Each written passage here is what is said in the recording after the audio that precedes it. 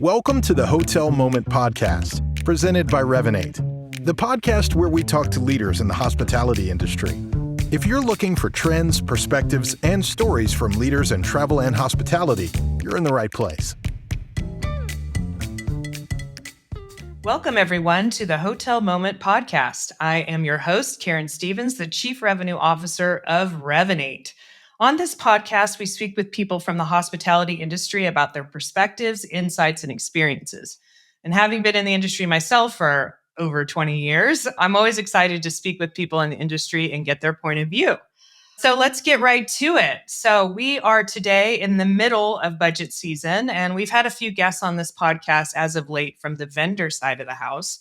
I am very excited to be joined today by Johnathan Capps, who is the Chief Revenue Officer of Charlestowne Hotels. So we are getting some perspectives from the hotelier side of the house today. So welcome, Johnathan, to the podcast.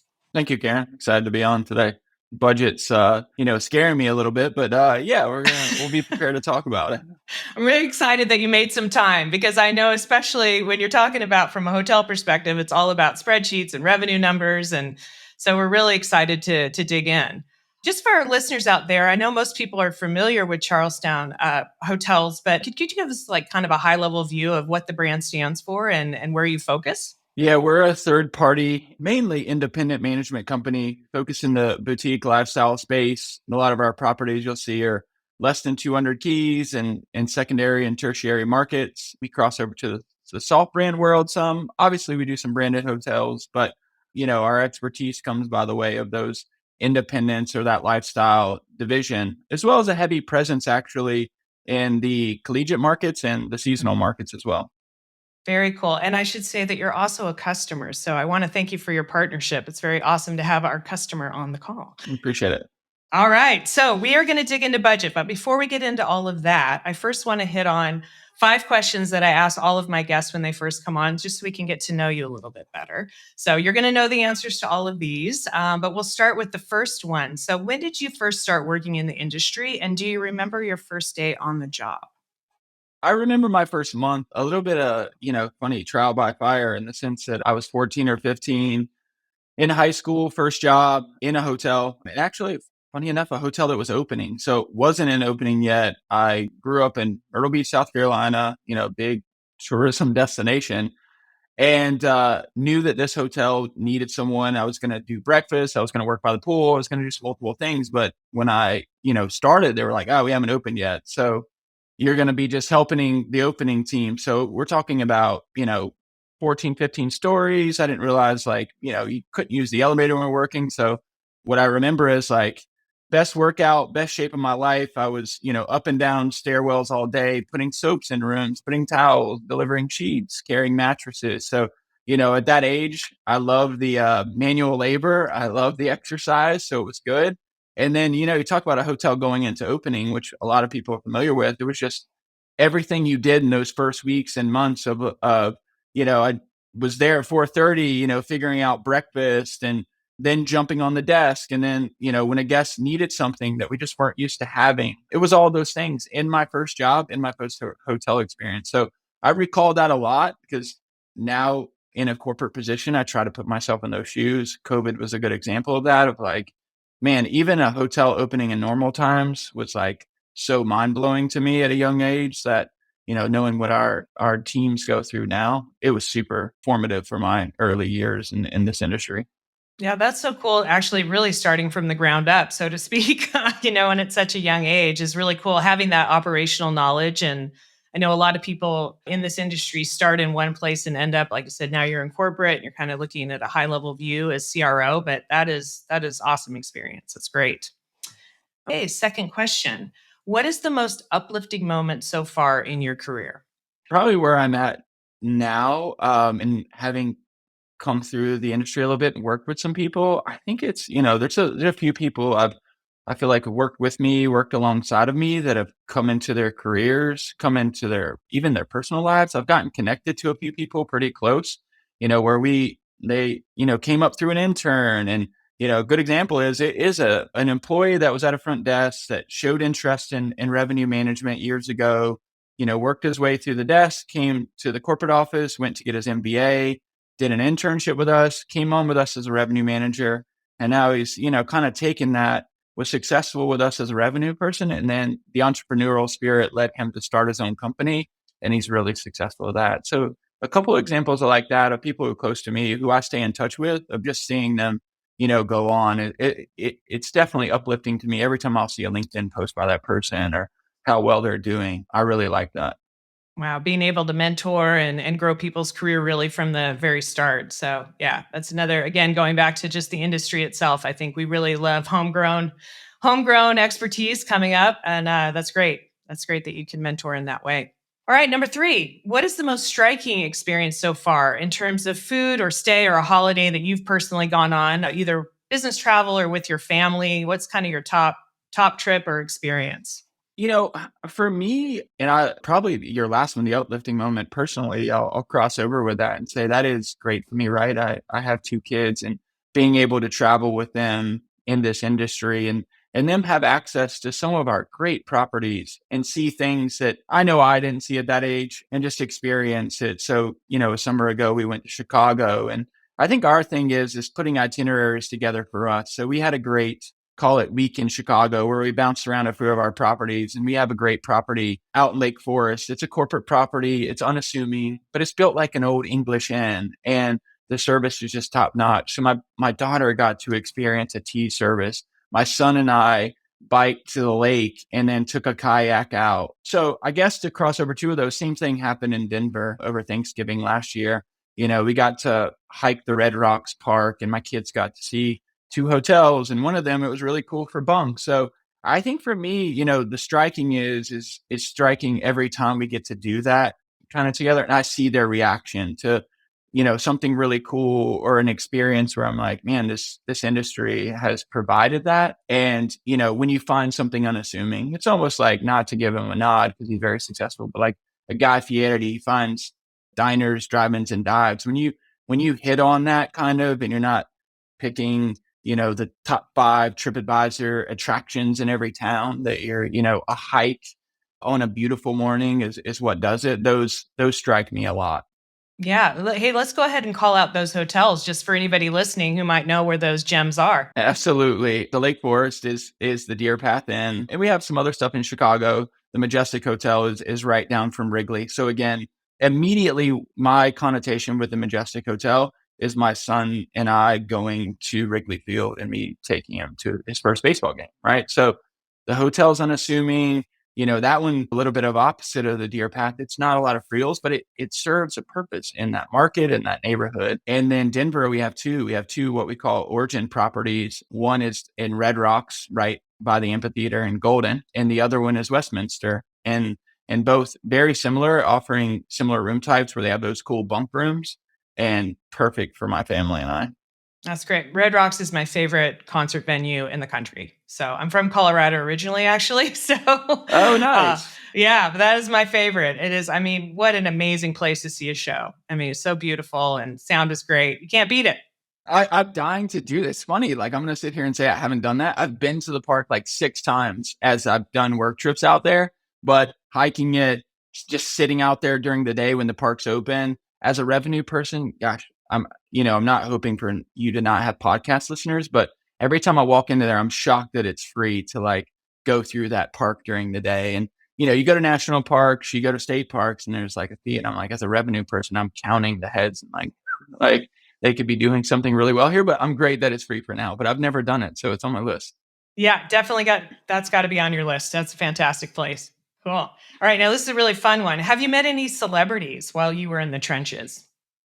I mean, Karen, the revenue people are usually behind the scenes. It's funny. My wife's been in the business a little bit. So unassumingly, when we lived in Fort Lauderdale, we were at an opening party, and we got on the elevator with some celebrities, and I didn't realize it. I'm trying to remember. It was Penn Badgley when he was with, I could mess this up, so I got to be careful. I think it was Blake Lively. I think those 2 were together at one point way back in the day. And then my wife told me afterwards. So, I'm a sports junkie. My daughter and I got to meet Jerome Bettis when we were in Pittsburgh one time. So that was really cool for me on a, call it work/personal trip. I'll say my big miss, and I'd maybe ask this back to you because I've asked my colleagues this. I was just traveling for work and Michael Jordan's racing team was holding a meeting at the same hotel I was at. And that would be my ultimate probably, right? But then I asked myself, as my colleagues asked me, like, what would you do? And I don't have an answer for that yet. I don't know if I had the bucket list of coming across a celebrity or sports figure that I always want to meet, how I would act or interact. I don't know if it's a photo, if I would just like say what's up, like, or I would just crumble into a ball. I'm not sure Right. yet. Right. Well, I'll tell you, mine was I saw Joe Montana in the lobby of a hotel in New Orleans when the 49ers were in the Super Bowl. So they lost to the Ravens, unfortunately. But I was in the lobby and I saw Joe Montana, and my reaction was just to go, "Oh boy, there's Joe Montana," and like take a really horrible picture from the side. Hey, at least So it's I didn't, documented. I didn't have the guts to like there are a lot of people surrounding him, but I didn't have the guts to go up there. But it was fun. And I thought you'd appreciate that because you like sports. So there you go. That's great. No, that would be a good one. That would be a really good one. Okay, last question for the warm up. Who are the women at work you've been most inspired by?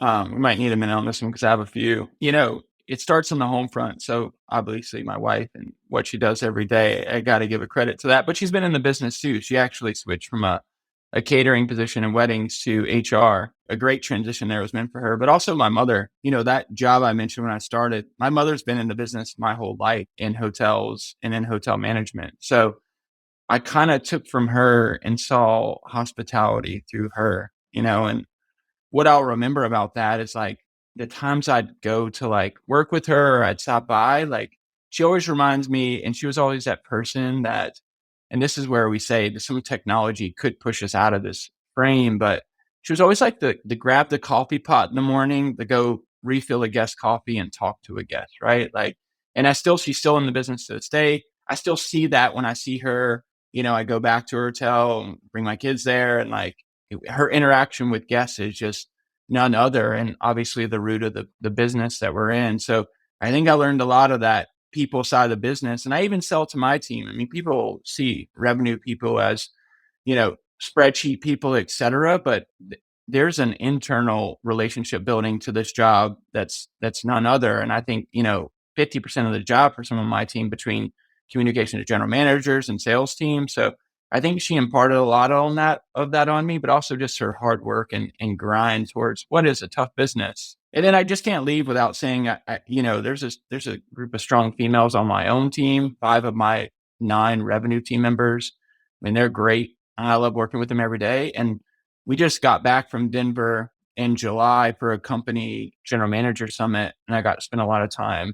Our 2021 GM of the year was a female who runs our property up in Hamilton, New York, the Colgate Inn. She's done an amazing job there of transitioning an older inn to really being the spotlight of that town. So I'd say, the answer is I'm surrounded by amazing females from my personal life growing up to even now. I mean, it's really great. That's great. So let's give that GM a shout out. GM of the year. So what's her name and what's her property? Kendra Young. Yeah, Kendra Young. She's at the Colgate Inn in Hamilton, New York, and actually transitioning to where we're going to have 2 properties in that same area run by her. So there'll be another one in the town as well. Very cool. Well, congratulations. That is awesome. Okay, great. So thank you for that. So let's move on. So I know, we share a similar title. So Chief Revenue Officer. I know what that means for me because I work for a SaaS company. So I know how, I run sales, CS, and marketing. Primarily, I'm a salesperson. But can you tell me what that means for you, a Chief Revenue Officer of a hotel company? Yeah, it's a good point. I've even thought about defining that a little bit more. As a smaller company for us, it does cross some lines and draw some lines. So, most importantly, overseeing our top line revenue production, right? How the top line room revenue for our properties operates. We have some food and beverage leaders, so they take heavily ownership of that. And I oversee a revenue team of 9, but my dotted lines and my crosses are also to our director of technology, which, as you know, maybe in the marketing, I think what we've learned from revenue in the marketing side is so much of that tech crosses the revenue space. So I've actually taken a technology side underneath me while we have a chief marketing officer and sales as well. There's a big piece of sales that slides up underneath revenue. I think the thing for us is a little bit of a balance because we are not a lot of huge resorts. We're more independent properties, and Our sales presence is a little bit smaller in most places, but we do have sales teams throughout a few of our properties, and kind of some support and guidance comes up through our revenue team. Oh, great. Well, thank you for that. So I'm sure that as we kind of alluded to at the top of the call, we are in the middle of budget season now. So my first question is, how is 2022 different from previous years? And I don't just mean the COVID, obviously COVID was a factor, but what are you seeing this year compared to like 2019? Is there anything that's really been a shift change for you? Yes and no. Obviously, we're in some bigger markets, right? We have a few. I mentioned Chicago earlier. I mentioned Denver earlier, but a lot of our other stuff has been secondary and tertiary. So I like to think, and I hate to get on talks or, respond to articles where it sounds braggadocious in a way. We had some stuff in late 2020 start coming back. When you had some of those seasonal markets, call it Florida, call it beach markets, call it the hidden gems where people were getting out of cities. Luckily for us, we had some stuff in those markets. So we saw this trickle effect of a rebound in late 2020, early 2021, when like spring break was coming, right? So we've had a good presence of, seeing some little markets come back. Now, what I'd say about 2022 is like, we feel you've seen signs from every market now. You've seen some of the major markets rebound. We've finally seen a stabilized, call it collegiate schedule, where all collegiate games are back. The colleges are mostly back to normal. It's even funny to say some are not, in the sense of, dormitory setups, etc.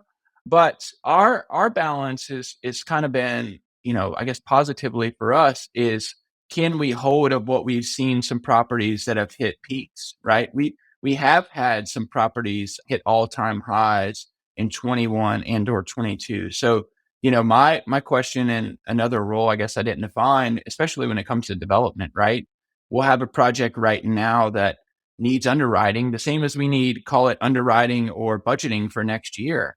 And what does that look like for a market that saw a 15% rebound and then a 5 this year? And then now, if they're stabilized and their competition hasn't, for all data speaking, where does that land us? So a lot of the questions has been, national numbers aside, right?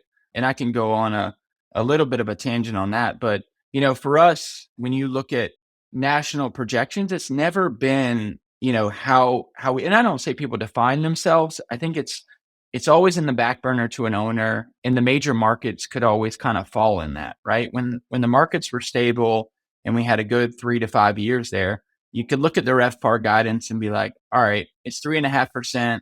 It's mostly an ADR. We're probably going to see something similar, right? Well, we couldn't rely on that in some of our secondary markets ever. But now I think everyone's in that boat, right? That everyone's got to take a sub-market look, or even a drill down to their comp set look, and be like, I got to define what these 4 to 5 hotels are going to do, because it's going to tell me where I'm positioned and what I'm going to do. Right. So that kind of tails on to my next question. So when you look at market forecasts, you kind of mentioned regional versus national forecasts. So you hit on it there a little bit, but what is your recommendation for hoteliers when they start to look at the regional level? Like, how do you break that down and give instruction to your team to be able to forecast accurately on that?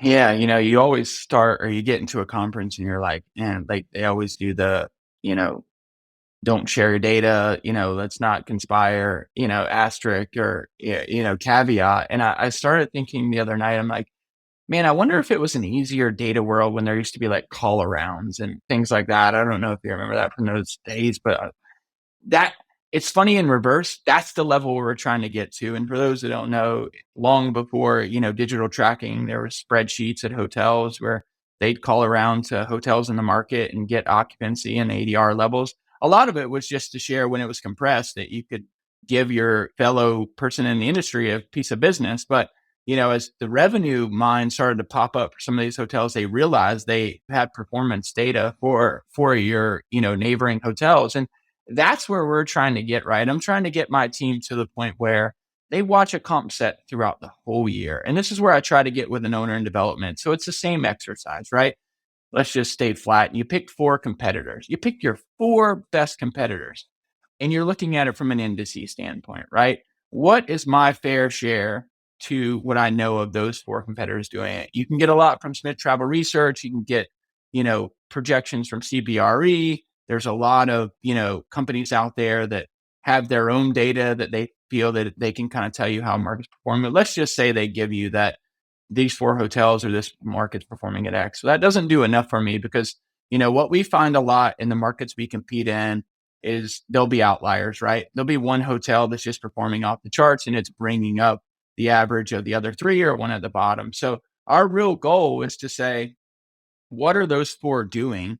And how do we index or penetrate to those 4 and or each individual? Because if the one's throwing it off the chart and we think we should be right underneath them, what does that look like? And I think the misnomer is people think when you create a comp set that you're just creating it to get your fair share, you're creating it to get 100. And to be honest, most of our properties and the comp sets we face are never that 100, right? We have goals that are 220 for a RevPAR index, and we have some that are 80, and we have one that's like right at 70. And that's the right share because of what it does. And I'll add to that. I put a lot of emphasis on my team to really knowing what a true SWOT analysis and what the details of that property are, and then put it to the general manager, right? Like, what do they have that we don't? Like, does an owner think we're that hotel? I got a good instance where, an owner and I were just back and forth on what we truly deemed as those goals. And it turns out that like what he thought was the best hotel and that we should be even with them. Well, come to find out, they have a year-round indoor pool, they had bikes, they had a spa, and they had access to 36 holes of golf. And we didn't have any of those, maybe the bikes, but it was just the point of like, did we know that? Was that enough to line us up? Is that why guests are booking with them? And in asking all those kind of questions, you can kind of come to an inference of if a location and quality of products all the same, what are the differentiators? And defining all that really will help position your product against your deemed competitors. Yeah, that's great insight. I think that's something that folds into that as well as understanding your customer segments, right? So which piece of the business is going to resonate with your property? So can you talk to us a little bit about segmentation and how you think about that, kind of folded into the forecasting and the other things you're doing? Yeah, same context. So I just had a conversation, it's Wednesday, Monday, about this same instance with a revenue person on our team. We have a property that sits out at a different location, is about 50 less keys than the comp set. And the general manager, someone pinged us on, is our indices off? We seem to be lagging a little bit in occupancy. So as we dove into segmentation, realizing and looking at, we had a comp set that each hotel probably averaged 5 to 10,000 more square feet of space than us. They were in more of the corporate part of the market. And that one, look, the joke on marketing is that you get to make a lot of assumptions. Karen, you oversee marketing. So it's a fun game to say, we have to make the assumption at some point, right?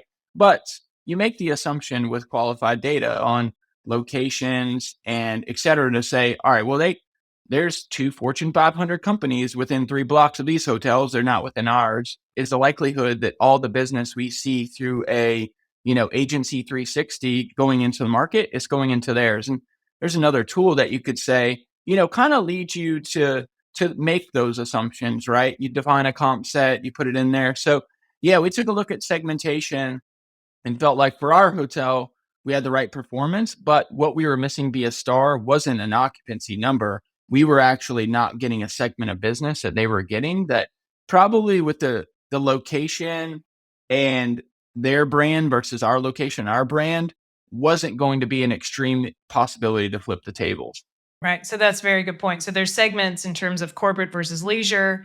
And then there's also like, what kind of customer do you resonate with within that? Right. So we at Revenate are always focused on knowing your guests and understanding who's booking your hotel, what channel they're coming in on, how long they're staying. And I think all of that folds in. But I think that's really insightful because people could be looking at a star report and saying, why am I not capturing that piece of business? Well, you need to think about what segments are going into that other hotel and then maximizing the segments that you actually can get a piece of, right? I mean, for us, COVID may be the ultimate example of understanding your segmentation historically and what it looks like going forward. I mean, we're talking about where we have some small properties that I mentioned sales earlier, but they may not even have a salesperson. They may have a boardroom, if that, and no food and beverage except for breakfast. Some have a bar. You take a place like that may have done 10 to 15% group before.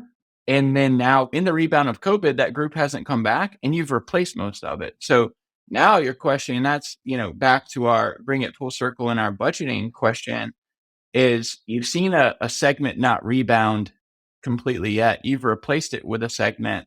Now you can use it in the world of bets, or we say, when do we start hedging, right? Like you're riding a high of, well, I'm not taking, call it a discount group piece of business anymore to get 10 rooms on the books. I've actually replaced it with an equally spending customer because, we're talking about places that don't have big banquets and catering business.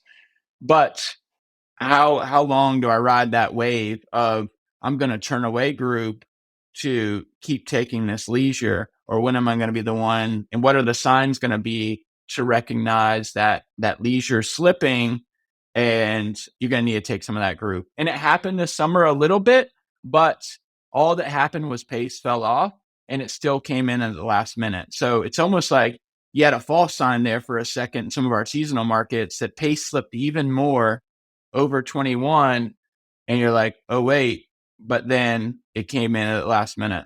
Interesting. So yeah, we've heard a lot about that. You've got a really shortened booking window. So people are, getting out. They're just, like you said, they're just maybe not planning as much in advance. And there has been some chatter out there about leisure starting to come back. Like, just at a macro level, a lot of people were trapped in their homes for so long, and now then they took their big vacations this summer and now they have a hangover from that. So I think we are starting to hear directionally that, and then group is coming back, right? Because a lot of companies have moved trips or conferences because they wanted people to travel this summer. So that's interesting. I'm wondering, are you seeing any case of, because we've got so many people now that are remote working, are your hotels starting to see some of that as well? Because they are kind of in those cool markets where somebody maybe just wants some peace and quiet and can work remote. Yeah, I think we see it. If you're active in the lobby, this may go back. And I keep putting some dates on being in the industry so long, but you go back to the revenue call, the revenue meeting where you're asking, what does it look like? Because there's not a source segment someone's going to fill out, or a rate plan that someone's going to book that's like, I'm taking a work trip, but I'm going to mix it into leisure, right? You're going to see that through someone working in the lobby, potentially, or just the conversation. So it's funny. It's almost like we got to force some of those conversations of what brought you here? Why are you visiting us this trip? But yeah, I think we're seeing some, my activity in the hotels, I think we're seeing some of it. I think you can see it through this is the basic data in me talking of how you can see it is like the corporate business hasn't come back and weekdays are doing pretty decently, right? So there you go. You've returned to Wednesday to traditional Wednesday occupancy without the full corporate business that drove the Wednesday occupancy. So that's me saying, yeah, I would guess it has to be some of the people doing, because I know it's not.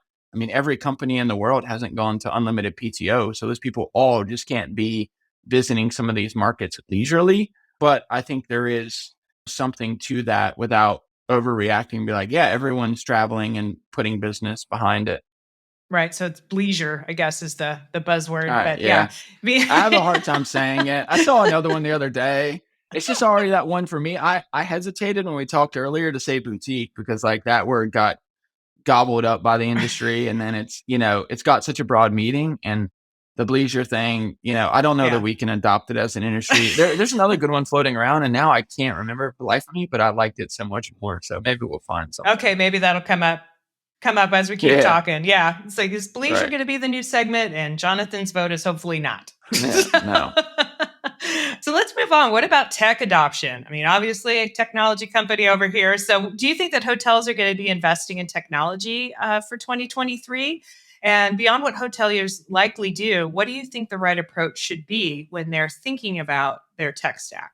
Yeah, I had this conversation last week because I think we were getting into the adoption age. We were right there, right? Like 19, felt like we were going to start breaking some cusp. I've attended, a few high techs over the last few years, and you felt like there was just a break in the space where, either companies were growing, like yours and some others, or there was some disruptors entering the space where it like wasn't a traditional hospitality company, it was a tech company. And, we've had some cool stuff open up to the technology in the space. But I would say that with the concern of, as we talk about budgeting, in the sense that, if there's another buzzword in the industry or, across all companies globally, is labor, right? That uptick in labor, has been so dramatic and so quick. I worry that it pushes the tech adoption down. Now, my asterisk on that will be, it might push any new initiative down. A lot of times the new initiatives are in a sense of, I think, tech related these days. They feel more of that in the space. Is that, I think, two things. I think in a lot of times in the tech space, it's hard to quantify the value in a 1 year picture. So doing it in the process of a budgeting process is not exactly the big sell, right? Because you need to show a 2 to 3 year impact. So I think the thing for me is to not get that cut. Is it may take a little extra work. It may take doing a 1 year budget and a 3 year pro forma and saying, well, here's how that looks to impact year 2 and year 3. Because I don't think a lot of times you're going to put a new system or adopt a new tech and you're 3 months in and it's going to knock out an FTE all of a sudden, right? You're not, the robots delivering towels aren't just taking up a houseman position in the first 3 months. I mean, probably still holding a position because someone needs to load it and do other things. So I think there's just some time it takes for those things. And I think the sell to leadership, to ownership, is that, this is a long-term impact. It puts us on an equal footing or puts us a leg up. It provides value to the guest. It's not always a labor replacement or something to that effect or an expense savings. It might support a value. So I think, for someone to put their sales hat on and say, what is the piece that it's bringing all across the board, right? And does it not only impact a savings piece, but also a guest facing piece? I do think that anytime you look at technology, you have to ask the question. Obviously, it's got to be ultimately profitable for the business, right? It's got to make sure that you keep profitability in there, and also guest experience is very important. That's got to be at the center of it. But I love this idea of looking at, it goes into budget for 1 year, but what is the return over 2 or 3 years? Because a lot of times it's about making sure that you're also thinking ahead of the curve and that you're preparing yourself for the next round of whatever comes. Maybe not always about replacing a full-time employee. There might not be a full, you might have issues staffing in the first place, so are there tools that can maintain guest experience but still help with the staffing shortage? But I love that concept. It's not always like a one-to-one really ratio, right? You have to think about it a little bit differently. Yeah, and I think the other thing is some of that money is going to end up going to protecting vulnerabilities, which is the unfortunate case too, right? It's always like you think about the things that aren't guest facing. I always put it like, a new chiller, right? You hear it from engineering and you need a new chiller or the roof needs to be replaced. Well, Right. you're not going to go throw it on the website and have a pop up and be like, hey, guests, we just, made sure the roof didn't leak. So, we're going with $5 more on our pricing this year, right? So, there's going to be some of those things. Then that may be the second level of battle, is like how deep you go in the cyber protections and the security vulnerabilities that, as we grow as an industry and as there's APIs to 30 different systems, and as you're bringing in all this great new tech, the servicing of it and the malware behind it and the protection of you and your people has to grow. And that's something that's, constantly on our director of technology's mind, is just, as much as we're rolling these out, what are the SOPs? What are the protections behind it to always make sure our guests are protected, whether it's from a pure safety standpoint, but mostly on the cyber standpoint. Absolutely. Yeah. You have to make sure that your data is your number one asset, right? It's your number one asset. It's also your number one vulnerability. We say that a lot at Revenate. It's like I was data going to is say, what. you guys are probably in that so Oh yeah. heavily, right? Like, Yeah, we have a whole team that, we make sure that everything that we do, we run tests on ourselves constantly, and obviously work with great vendors ourselves that have all those securities in check, because that is our number one asset. And it's also, the thing that has to be most protected, because we're holding that data for our customers. So we take it very seriously, very, very seriously. All right. So to wrap this up, Can you think about maybe 3 to 5 areas for hoteliers to pay special attention to as we're in the middle of this budget season and coming to the end? So what are your kind of your pieces of advice to leave the listeners with? Yeah, I'll kind of stay on the home front, and kind of where I'm focused is one, as much as you want to forecast and put out there what's next year, I think the current picture is telling us, what does this last end of this year look like, and how well does that carry? So as we're talking about booking windows inside of 30 to 45 days, the trend of that continuing, and how does that continue and support your budgeting? So that performance in a good fall may be looking to an upside of carrying into the winter, into the first part of next year. And also, taking a breath and saying, as you'll see out there, as numbers change, there's not a crystal ball floating out there that will transition me to say, dive as deep in to your sub-market and your comp set as you can, because defining yourself and your positioning and what you and your competitors do in the moment, I think is the biggest driver for me in knowing that, because you can put an assumption on all day. Everything goes with assuming no national market economic backturn, kind of play things. The slowing environment may be okay versus, because, no one could say that right now. We're not into that. We don't want to say that. So, what does that look like in those short-term pictures? And what does that comp set look like? And I think, to close it where we closed it on the tech side, I'd say, go for those, right? Continue looking at those innovative processes, whether it's on the forefront or on the back of scenes, where, maybe it's a technology that makes your staff communicate better, makes them stronger, or maybe it's guest facing and it makes the experience that much better. But knowing that there's a lot of good players in our industry that can support that, there's some great tech out there, and that, don't let that overcoming of now you're looking at a budget that's just gone so much up by labor that it, slows down your tech adoption, when right now we're at a good point in our industry to, kind of move that forward. Awesome. Great. Well, thank you so much. My guest has been Johnathan Capps with Charlestowne Hotels. And Johnathan, can you tell our listeners where to go if they'd like to learn more about Charlestowne Hotels? Yeah, charlestownhotels.com. Just maybe spell it out just for the trick. CHARLESTOWNE hotels with an S.com. Awesome. Well, thank you. You've been a great guest, and I wish you luck getting through this season. And thank you for being here today. Thanks for having me, Karen. It was great. Thank you for listening to the Hotel Moment podcast. Make sure to subscribe wherever you listen to podcasts. And if you're watching on YouTube, please like the video and subscribe for more content. For more information, head to hotelmomentpodcast.com. The Hotel Moment podcast is presented by Revenate and produced by Make More Media.